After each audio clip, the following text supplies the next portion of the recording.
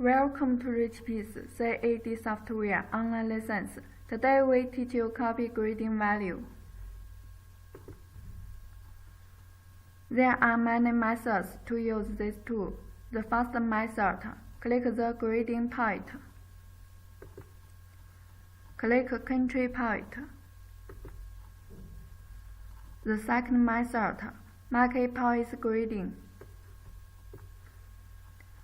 Mark country points.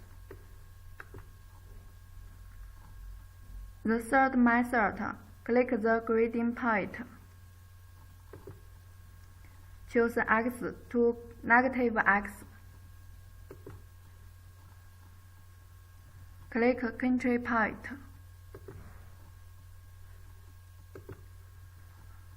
The fourth method, click the grading point. Hold down the country key and click Place.